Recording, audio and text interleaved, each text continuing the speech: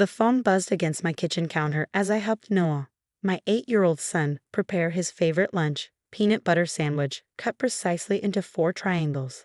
I glanced at the caller ID. Amanda, my sister-in-law. Your son makes Mom uncomfortable. Amanda's voice crackled through the speaker without so much as a hello. We think it's best if you skip her birthday celebration this weekend. My hand stilled on the sandwich knife, but I kept my voice steady for Noah's sake.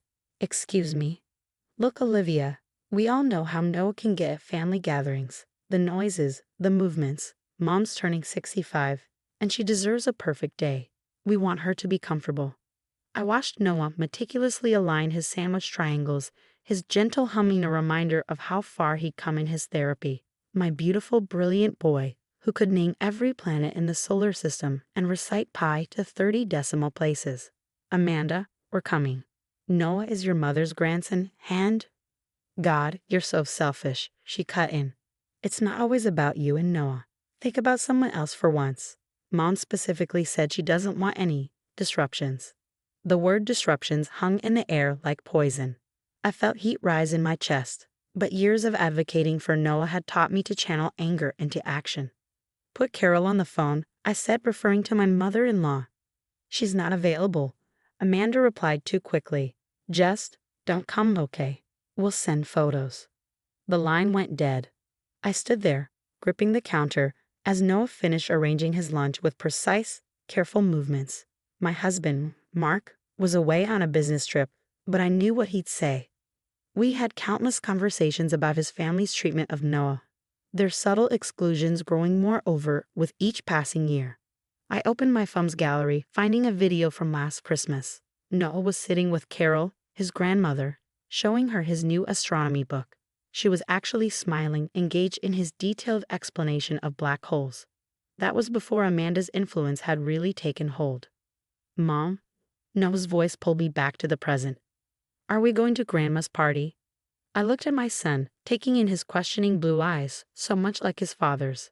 He'd been talking about the party for weeks, excited to show his grandmother the special card he'd made, covered in carefully drawn constellations because she once told him she loved looking at the stars. Yes, sweetheart, I said firmly. We're definitely going. Over the next few days, I received a barrage of texts from Amanda. Mom's really anxious about this. Why can't you just think about others for once? Everyone agrees it's better if you don't come. I saved every message, forwarding them to Mark. His responses were immediate and furious, but I asked him not to confront them yet. I had a different approach in mind. On Saturday morning, I helped Noah dress in his favorite blue button-down shirt. He struggled with the buttons but insisted on doing them himself, his face screwed up in concentration. Remember our strategies, I said as we drove to Carol's house. If things get overwhelming, find a quiet space, use my headphones, or ask you for help, he finished, proud of remembering his tools. Mom, did you know that Saturn's density is so low it would float in water if you could find a bathtub big enough? I smiled at his endless fascination with space facts. That's amazing, honey. Maybe you can tell Grandma about that today. As we pulled up to Carol's house, I could see the party was already in full swing. Balloons decorated the front porch, and through the windows, I spotted familiar faces of family members who had clearly received Amanda's memo about our uninvited status. Noah clutched his handmade card, his other hand finding mine as we walked to the door.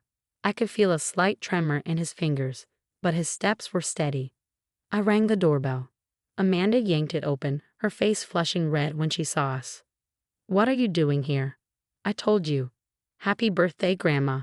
Noah's voice carried past Amanda into the house, where Carol appeared in the hallway, a party hat perched on her silver hair. Noah. Carol's face lit up with genuine surprise and what looked like pleasure, before she caught Amanda's expression and quickly schooled her features into something more neutral. But I'd seen it, that moment of real joy. More importantly, Noah had seen it too. I made you a card, he said, stepping forward. It has all the constellations you can see on your birthday. Did you know that the stars you see tonight are the same ones that were in the sky the day you were born, just in a different position because of Earth's rotation and... Noah, Amanda interrupted sharply, causing him to flinch. Grandma doesn't need a science lecture right now. I opened my mouth to intervene, but someone else beat me to it. Actually, came a firm voice from behind Carol. I'd love to hear more about those stars. Mark stepped into view, his business trip apparently ending earlier than scheduled. He moved past his sister and mother, placing a hand on Noah's shoulder. Why don't you tell us all about it, buddy? I'm sure everyone at the party would love to learn something new today. The look he gave Amanda could have frozen hell itself. And that's when the real party began. Mark's unexpected presence changed the entire dynamic of the party. Amanda's face cycled through various shades of red as family members gathered in the living room, with Noah positioned at the center, his astronomy knowledge on full display. And that's why Grandma's zodiac constellation is Leo, Noah explained, his confidence growing with each attentive nod from the audience. Even my mother-in-law, Carol, seemed to be softening, her earlier hesitation melting as she watched her grandson shine. But Amanda wasn't done.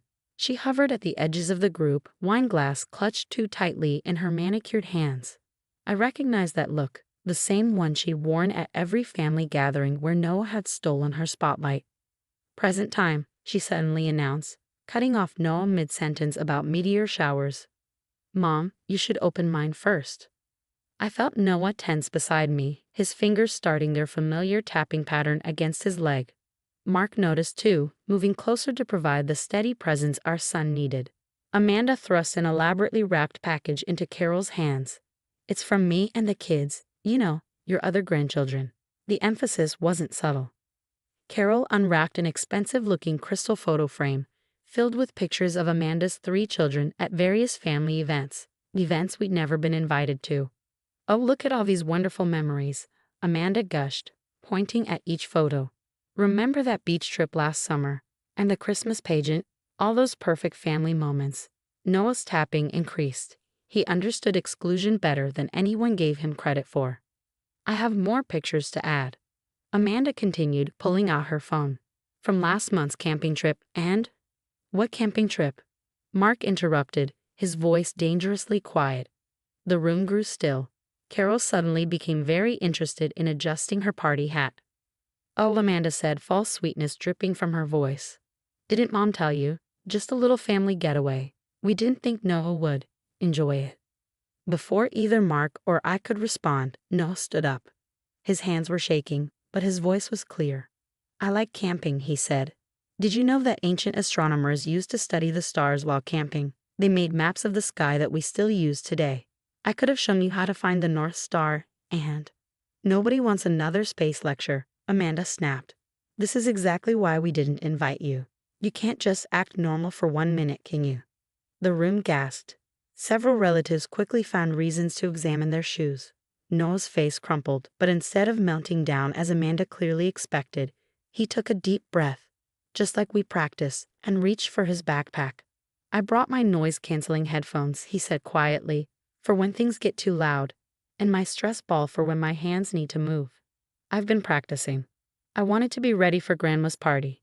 Carol set down the crystal frame, her hands trembling slightly. Noah, she started, but Amanda cut her off again. Mom, don't let them guilt you. We all know how hard it is having him around. Remember Thanksgiving and Easter? He ruins every holiday. That's enough. Mark's voice cracked like a whip. Noah, buddy, why don't you show Grandpa Tom your constellation card? I need to have a word with Aunt Amanda. But Noah surprised us all again. It's okay, Dad. I want to stay. He turned to Amanda, clutching his stress ball. You don't like me very much, Aunt Amanda. That's okay. Did you know that in space, there are things called binary stars? They look like one star, but they're actually 2 different stars, spinning around each other. They're different, but they make something beautiful together. We could be like that, maybe. Different but still family. The silence that followed was deafening. Amanda's wine glass trembled in her grip. Carol made a sound somewhere between a sob and a laugh. Well, came a voice from the back of the room. Aunt Susan, Amanda's own mother-in-law, stepped forward. I think that's the most sensible thing anyone's said all day. Noah, dear, would you tell me more about these binary stars? I've always loved astronomy. As Noah launched into an enthusiastic explanation, other relatives began to drift closer, genuine interest replacing their earlier discomfort. Someone asked about black holes. Another wanted to know about Mars. Amanda stood frozen, watching her carefully orchestrated drama dissolve into a genuine celebration, one where her nephew was the unexpected star. Carol finally found her voice. "Amanda," she said, steel beneath the softness, "I think we need to talk about these family trips you've been organizing. And why half my grandchildren keep disappearing from them." I caught Mark's eye across the room. He nodded slightly. This was Carol's moment to step up, to finally take a stand. As mother and daughter left the room for what promised to be an uncomfortable conversation, I watched Noah flourish under the genuine attention of his relatives. He was using his coping strategies, taking breaks when needed, but mostly just being himself, brilliant, different, and absolutely perfect. Aunt Susan appeared at my elbow. "You know," she said quietly, "I think some of us owe you and Noah an apology. We've let Amanda's concerns influence us for too long. That stops today." I squeezed her hand in response, too choked up for words. The party continued, transforming into something far different from Amanda's vision of perfect. It was messy, real, and punctuated by fascinating space facts. And somehow, that made it better than perfect. It made it true. The aftermath of Carol's birthday party rippled through our family like waves after a storm hits water. The first change came the very next morning when Carol showed up at our door, her eyes red but determined. "I'd like to take Noah to the planetarium," she said. "If that's okay with him, of course. I realize I have a lot to make up for." Noah, who'd been listening from the hallway, emerged with his planetarium fact book already in hand. "Did you know they have a real meteor fragment there, Grandma? From the Perseid shower." The smile that spread across Carol's face was genuine, untouched by Amanda's influence for the first time in years. Over the next few weeks, more family members began reaching out. Aunt Susan organized a family stargazing night specifically for Noah to teach everyone about constellations. Cousins who'd once avoided him started asking for his help with their science homework. Amanda, however, wasn't going quietly. "You've turned everyone against me," she cornered me after church one Sunday. "Are you happy now?" I watched Noah ahead of us, showing his younger cousin how to use a compass. "No one's against you, Amanda. They're just finally seeing Noah for who he really is, not who you told them he was." "Mom's spending all her time with him now," she said bitterly. "She canceled our weekly lunch dates to take him to that stupid planetarium." "Maybe," I suggested carefully, "you could join them sometime. Noah would love to share that with you too." She scoffed, but I caught something in her expression. A flicker of uncertainty, perhaps even longing. The real breakthrough came a month later.